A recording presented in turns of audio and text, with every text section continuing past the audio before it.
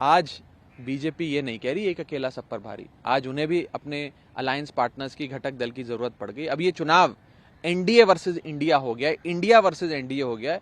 और जब जब इंडिया का सामना किसी से होता है तो आप जानते हैं कि जीतता तो इंडिया ही है। कल की बहुत ही सफल और अहम बैठक के बाद औपचारिक तौर पे घोषणा करी गई है कि कई सारी पॉलिटिकल पार्टीज, कई सारे राजनीतिक दल देश की जनता के मूड को भांपते हुए और देश की जनता के आह्वान पे एक साथ आए हैं इस देश के लिए, इस देश को महंगाई से छुटकारा दिलाने के लिए, इस देश को बेरोजगारी से छुटकारा दिलाने के लिए, इस देश के अंदर सामाजिक समरसता लाने के लिए, इस देश को आगे बढ़ाने के लिए।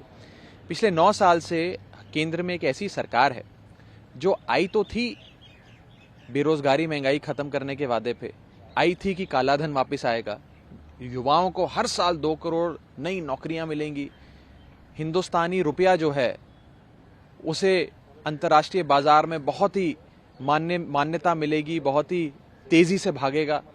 हर प्रकार से, हर फ्रंट पे ये सरकार फेल रही है। और मैं चुनौती देता हूं बीजेपी को कि अपने 2014 का मैनिफेस्टो उठाकर देखिए, जो वादे आपने करे थे, क्या उनमें से एक भी वादा ऐसा है जिसे कहें आप कि हमने पूरा किया और इसलिए हमें 2024 में वोट दो। यही तो इस देश की खूबसूरती है कि अलग अलग प्रांतों से आने वाले, अलग अलग भाषा से, अलग अलग संस्कृति से आने वाले लोग भी एक झंडे के नीचे, एक छतरी के नीचे आ गए।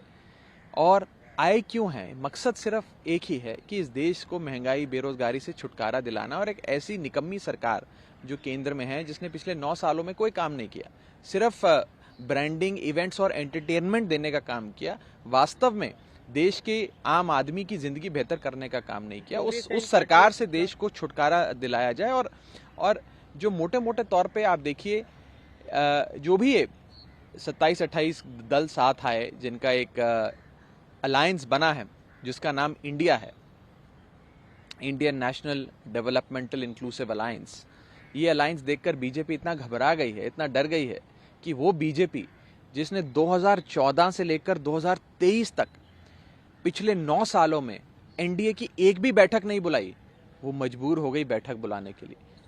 वो भाजपा जिसने एक एक कर अपने तमाम घटक दल, जितने भी उनके अलायंस पार्टनर्स थे, उन सबको कहा कि जाना है तो जाओ, सबके लिए दरवाजे खोल दिए, जिसमें जेडीयू चला गया, चंद्रबाबू नायडू की टीडीपी चली गई, जिसमें नीतीश कुमार का जेडीयू चला गया, प्रकाश सिंह बादल का शिरोमणि अकाली दल चला गया, तमाम बड़े राजनीतिक दल छोड़ के चले गए।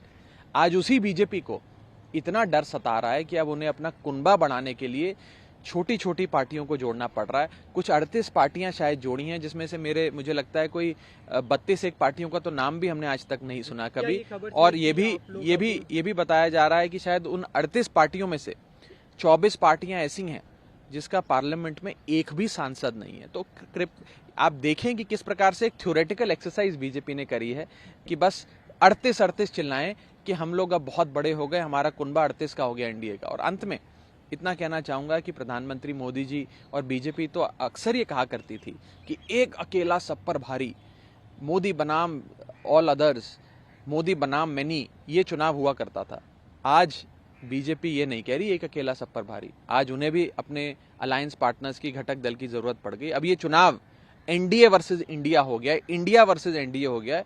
और जब जब इंडिया का सामना किसी से होता है तो आप जानते हैं कि जीतता तो इंडिया ही है। देखिए, राजनीतिक मतभेद या वैचारिक मतभेद तो अक्सर एक परिवार के भीतर होते हैं, एक परिवार में भी होते हैं। नहीं, देखिए, एक परिवार के भीतर भी होते हैं, पर मुझे लगता है कि जो मेन मुद्दे हैं इस देश के, महंगाई कैसे दूर करनी है, बेरोजगारी कैसे दूर करनी है, उन सारे मुद्दों पे साथ में आएंगे लोग तो जरूर इस देश की बढ़ोतरी होगी। और आप याद करें 70 का दशक, मैं अक्सर इस बात को कहता हूं कि जब इस देश में इमरजेंसी लागू हुई थी और उस समय की बड़ी शक्तिशाली सरकार थी मिसेस इंदिरा गांधी की, उस सरकार को हटाने के लिए पूरी देश की आवाम इकट्ठा हुई थी और एक एक राजनीतिक दल, जनसंघ के साथी जुड़ गए कम्युनिस्ट के साथ, कम्युनिस्ट जुड़ गए सोशलिस्ट के साथ, और एक छतरी जनसंघ जनता पार्टी की बनी जिसके तहत वो सब एक साथ आए एक छतरी के नीचे, और मिसेस गांधी को हार का सामना करना पड़ा था। तो मैं आज 1970 के दशक का जो हमने राजनीतिक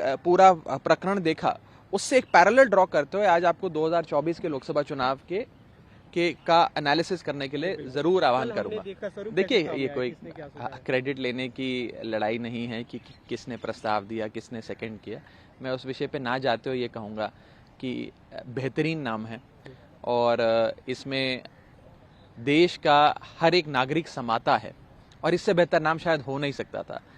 और मुझे लगता है कि जब जब हिंदुस्तान का, इंडिया का मुकाबला किसी से हुआ है तो इंडिया हमेशा जीता है, क्योंकि सत्य हमेशा इंडिया के साथ खड़ा है। तो मुझे ये विश्वास है कि 2024 के चुनाव में भी चक दे इंडिया हो जाएगा और इंडिया जीतेगा।